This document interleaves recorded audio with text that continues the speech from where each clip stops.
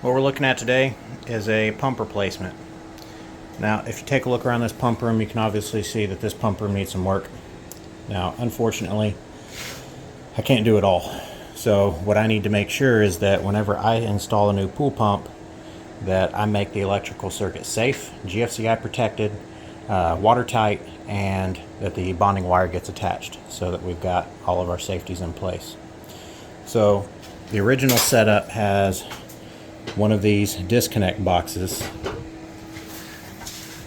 and the wires just feed straight back into the wall. Okay, now this one's disconnected. This is not the one I'm working on today. The one I'm working on has already been removed. Okay, so I dismounted the old box from the wall. I took some 1/2-inch flexible conduit, shoved it as far back up the wall as I could get it to aid in creating a watertight seal. And then I have a 1/2-inch connector here that's going to feed into the back side of my sub panel. Okay, and then the two lines are going to connect to the lugs at the top. The grounding wire will connect to the grounding bus. Then I just simply have to clip my GFCI breaker into place.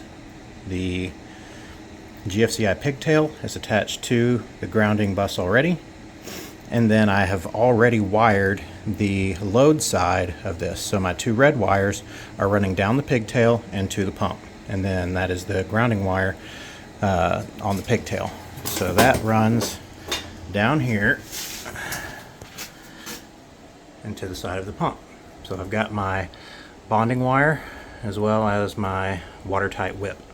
And so that is, in a nutshell, what we're going to do to make this circuit watertight, GFCI protected, grounded, bonded, and it'll be safe. Okay.